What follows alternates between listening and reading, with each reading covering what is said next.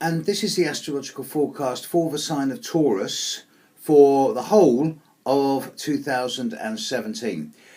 To be honest, folks, the first half of 2017 at least is basically going to be a bit of a continuation of 2016, as in, compared to most other signs of the zodiac, the vast majority of you are in a fairly laid back state. There's not a lot going on. For example, let's use some of the outer planets to give you an example of what I mean.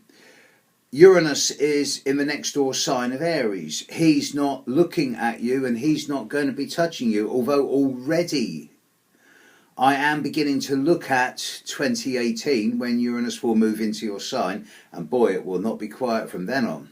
But for this year, Uranus isn't touching you, so there's no sign of what I would call major chaos, disruption or drama. Saturn's in Sagittarius all year, at least until mid-December, a sign that again you've got very little in common with, so it's not really touching you. There's no sense of major new restriction, limitation, frustration or circumstances outside your control holding you back. Jupiter's in Libra, that's not touching you. So there's no sign of you being overreaching, over the top, larger than life. You're not biting off more than you can chew. It's a fairly stable year, at least until we get to October. It's most of you are actually looking pretty healthy from an astrological perspective, to be honest. But so I think the main thing to say for October, for this year, is store your energy, because from September, October onwards, you will be needing it. Now, there's a few particular points that do relate here. For example, Pluto. Pluto's going to be bringing a lot of very positive energy into the lives of those of you born from about the 7th to the 9th of May. So if you're one of these people, you're going to be finding that this year is bringing a degree more psychological depth, profoundness and psychological wealth into your life in a way that I can only see as being really positive. Neptune also is going to be affecting a few of you in a very favourable way, enhancing, sensitising and bringing a degree more empathy and compassion into the lives of those of you born from, say, the 31st of April through to about the 2nd of May. You're in a good space. Neither of these are spectacular, but they're healthy in terms of unconscious and subconscious renovation, refurbishment, solidifying, consolidating, that type of thing. The big news, I suppose, well, there's a few minor details here. There's the once every year Taurus new moon on the 26th of April, the once every year Taurus full moon on the 4th of November. Now, Mercury's going to go to Taurus twice this year. There's going to be a Mercury retrograde, which is going to affect some of you. Those of you born, predominantly those of you born in April.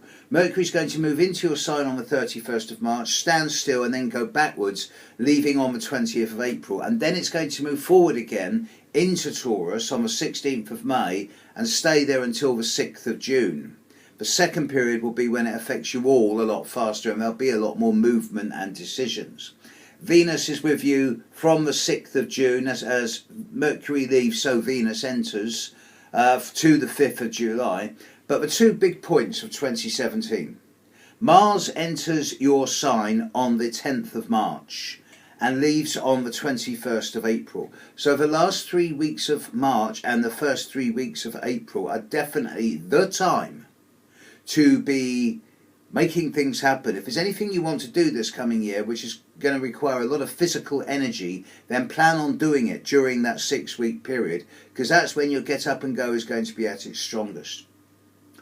Also, from about the second week of October onwards, Jupiter is moving into your opposite sign of Scorpio.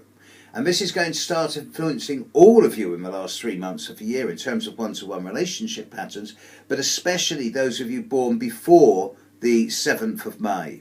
You can expect, if you're one of these people, the last 2.5 months of this year to have an element of larger-than-life and over-the-top situations about it, as well as opportunities for growth and expansion, especially in your dealings with other people at the one-to-one level. But overall, at least until October, with a possible exception of early March through to late April, it's a generally quiet year, and most of you are going to have a fairly stable and consistent time. But prepare yourself, because in 2018, Uranus is coming. Have a great year. Big thank you for all the donations. Those people who donate to my website help me keep astrology free, and without people like you, I wouldn't be able to keep doing it. So thank you, and have a great year. Bye.